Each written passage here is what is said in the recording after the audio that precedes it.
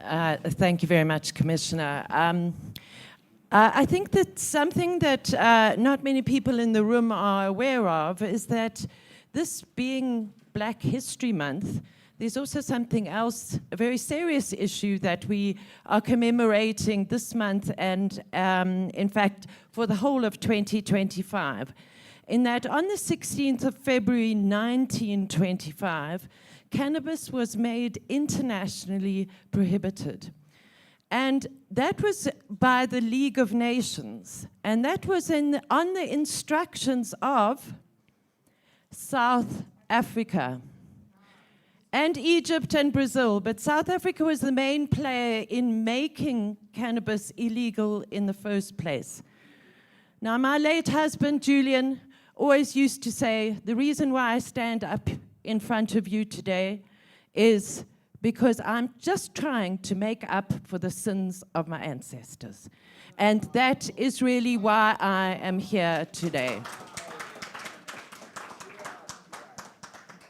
The fact that we are talking about plant counting and all of this stuff is a colonial legacy. It really is. If you have to read any of these European or American magazines and things on the internet, oh, Germany's got new laws and you're allowed 7 plants. Oh, Switzerland's got new laws and you're allowed 4 plants. Oh, you know, all of these countries around the world. Now, we know that our governments travel around the world quite a lot. And they hear, oh, I wonder what Switzerland's doing. Oh, they're allowing their citizens 4 plants. We better just limit the amount of plants that people are allowed. It's a colonial legacy because you know what? They have never proved in a court of law the harms of cannabis.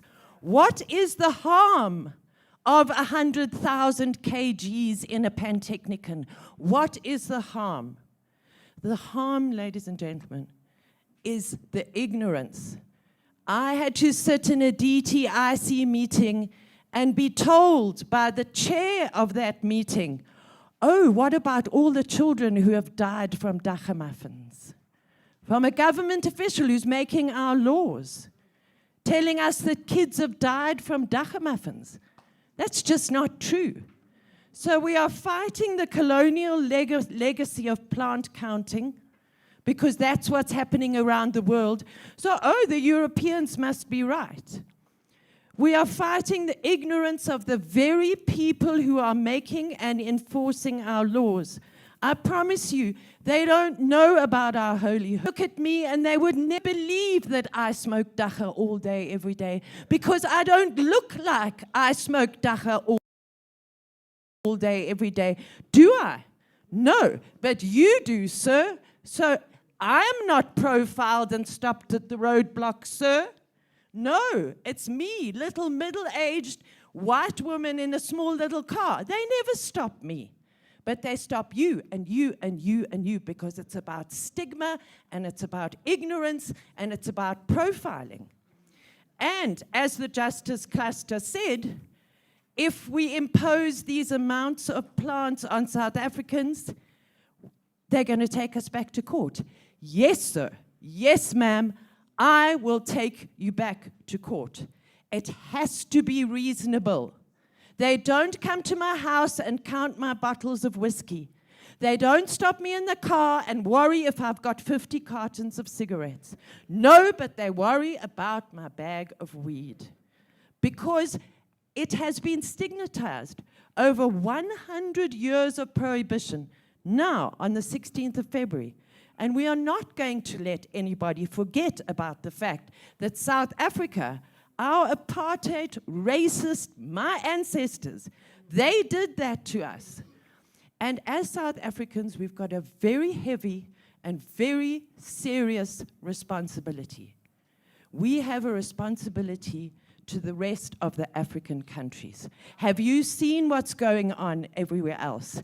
They are legalizing medicine and they are legalizing hemp and they are still arresting their citizens in the street.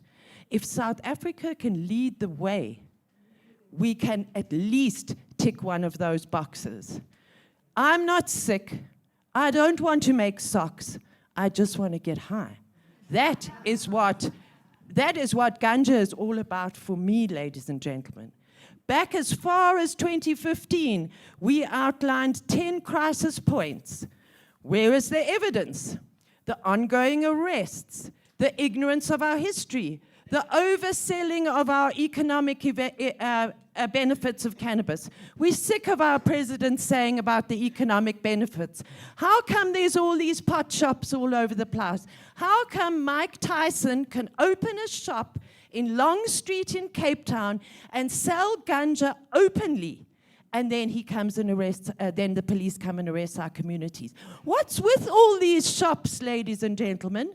Why are they being allowed to trade while trade is still illegal?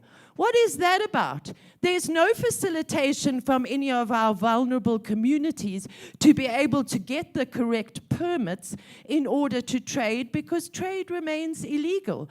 But there, in my very own nearest Checkers Center, there's a Can Africa or something like that. I can walk in there and go and buy some expensive, horrible weed if I want, you know? So these are the things that are really at the grassroots about what Fields of Green for All is doing. We are taking from the lofty corridors of the United Nations, and Amy and myself will be going there next week to make sure that the voices of South Africans are heard. From those lofty corridors all the way down to our Rastafari, very precious Rastafari communities in South Africa, I will never give up until these injustices are addressed. Tell me about the harms of cannabis, and then we can talk. So I know this, I haven't stuck to my script at all, but I just feel very, very passionate about that. And the last thing that I want to say, Commissioner, is let's take cannabis and the South African Police Service and separate them forever. Let's make the office of the Cannabis Ombudsman so that harm can be established before criminal prosecutions are instituted. Thank you very much.